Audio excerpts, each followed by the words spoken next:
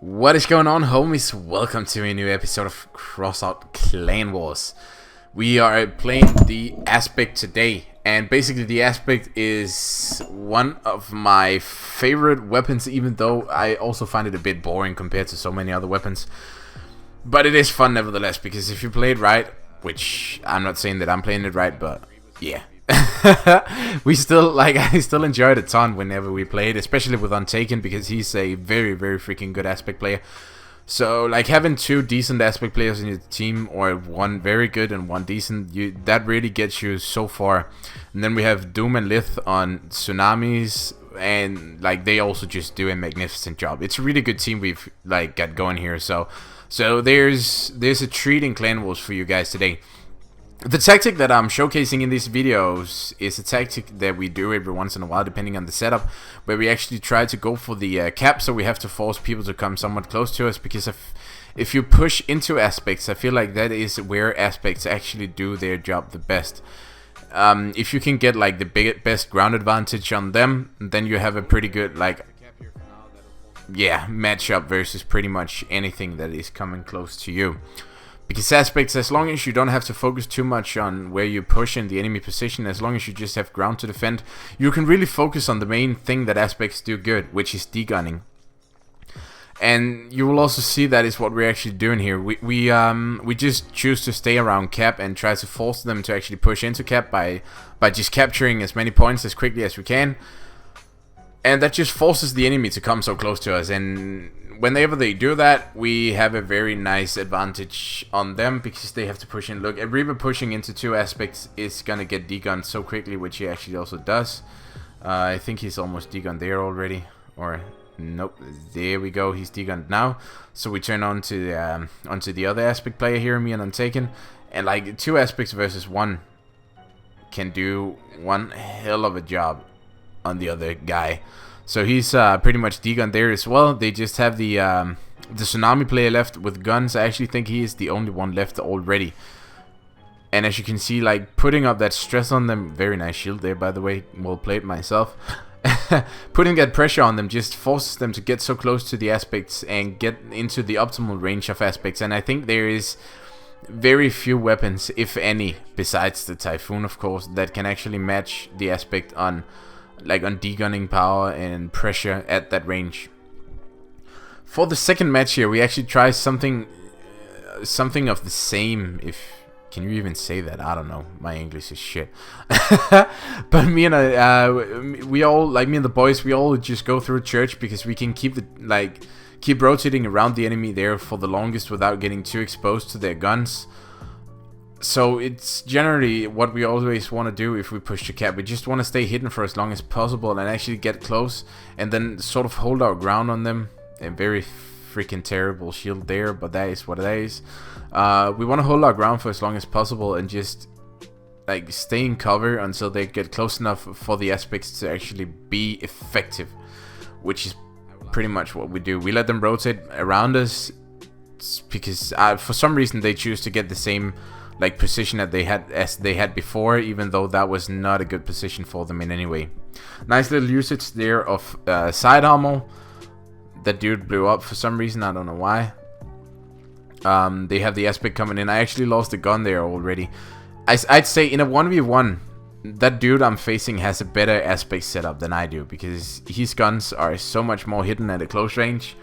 They are so hard for us to degun compared to like my setup. My setup works very well versus something like cannons and at a bit greater distance like this, because it's harder to hit because of the spread on pretty much any gun.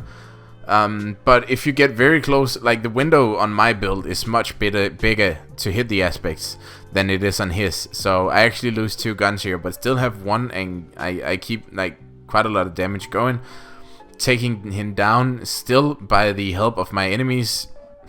Wow, not my enemies, my allies. Allies. And we actually did so good in this round. Everyone played their role perfectly, so we end up with a pretty solid win here in the first game that I have for you guys today. So let's just move straight on to the second game of today. And in the second game, as you can see here, we are actually facing a team that has a much bigger long range advantage. They have Typhoons, they have Scorpions, and they have Crickets. The best way to deal with them, as we are gonna show here, is a strategy that we often use on Rock City because it's very effective: push to cap.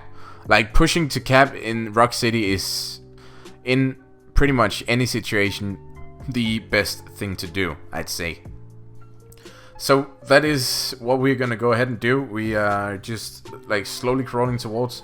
You want to be careful because they have a Cricket hover here on like focusing us, and they have a Typhoon hover as well. So they are gonna be so quick on cap as well. We're not the only ones. We're like spiders, so we're not gonna be as effective when it comes to moving towards the cap. So we want to stay hidden for as long as possible, just like I said before, and especially when peeking around this corner. Like, you're gonna expect fire, so if you have an Aegis, use it. If you have a cloak, use it. And the tsunamis just has to be ready to return fire as soon as you like look around the corner. The more pressure your long range cannons can put on guys like going for the high ground up there, the better and the easier it is for us to push into cap. They all go for the high ground. I think they were expecting to just be able to just take us down from up there while we took cap, but we're 4 spiders, so we are quite durable even against like 4 long range builds, which deals a lot of AoE damage and all that stuff. And I think they also realized that at some point that they actually have to go for the cap, but they're still just sitting up there. And I'd say yes, it is a good strategy to take the high ground if you are full long range. But in this situation, we actually, we put so much stress on them that they actually just have to rush cap. And as soon as they have to rush cap, that's where coordination goes away for a lot of dudes. We take down the Cricket hover here with these, just want to kill him so that we can keep on capping. And that actually ends up giving us the win because the spiders are too slow to ever get in cap. It's just not gonna happen. So it is not always a good strategy to just camp it out and hope that you can actually beat down people before they win by capping. You can't do that versus spiders because spiders can simply tank too much damage. So we go for the same strat here in the second round, and they do indeed seem much more prepared in the second round because they put up a much bigger fight and put a lot more stress on us compared to what they did in the actual first round. So as you can see, they actually settle in on cap this time with their hovers. We just try to put pressure on them while we go in there. It is still a 4 versus 2 though, because like it's only their hovers covering cap. So we're just trying to force them out, which we do pretty well. And now cap is ours once again. And for some reason they still hesitate to get in here, which means that the Cricket hover down there actually get cap canned. We can land a ton of damage on him while they try to take out that one cap can. So the Cricket hover is very badly wounded before the fight has probably started. They do realize now though that they have to go for that cap. Like, they have to stall our capping instead of just sitting at range and praying that they can take us down before we actually cap. So as you can see, a lot more pressure, which actually starts out quite alright for them. They actually take out one of our aspects, and those Typhoons, man, they hurt. As you can see, they hurt so much. Just trying to use that rear armor against the Typhoons until we actually like know where everyone is. We just still want to get that Cricket hover down, so if they step out of the circle, we can actually continue capping. And we take down one of the Typhoons there because, again, we have some really good cannon players in the team this round. And we degun the hover Typhoon, and that's pretty much a wrap. We actually win by capping once again, which is super nice. So let's just take it to the third game. And as a third game, I just again wanted to include dog teams because I want to show you that the meta is still shit. And I'm especially like, I cannot wait to see what the new changes with the new upcoming rumored cap will be. If you haven't seen yet, someone has rumored and someone has leaked what is supposedly a new melee cap. I'm not gonna post anything or anything because I don't want to get involved in leaks, as devs do not allow it, which is all good by me. Let's enjoy what we have and wait for official information. Nevertheless though, even more melee teams. So I'm gonna cheese it here for the first round and just step up here.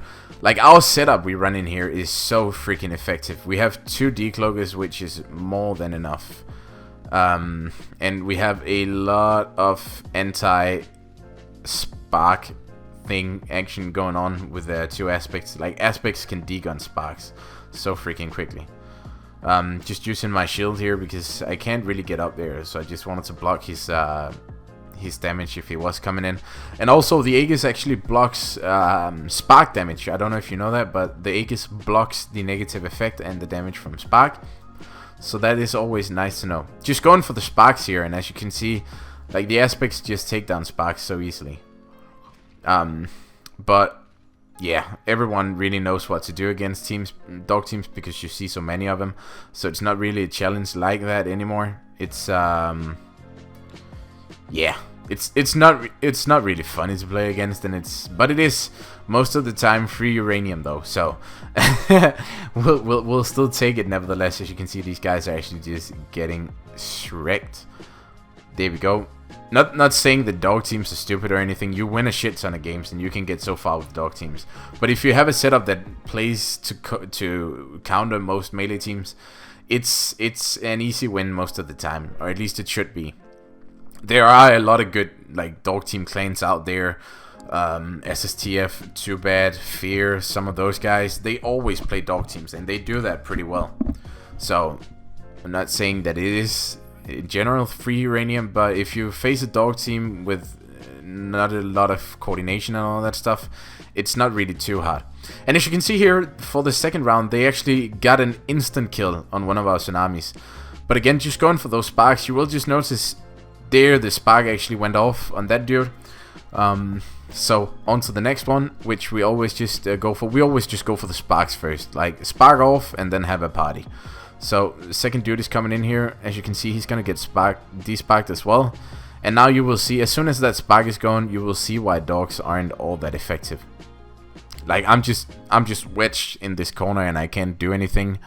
So even though he's not really like hurting me in any way, he's just slowly going down. Actually, a second dog comes in, start grinding me as well, but still not a lot is happening. And finally I actually escape and am able to remove his top harvester and go for that cabin as well, leaving just 2 enemies left. And yeah, we end up winning this one. So super cool games. I hope you enjoyed this, guys. If you did, you know where the like button is. Also subscribe if you want more, and until next time, have an awesome day. Bye.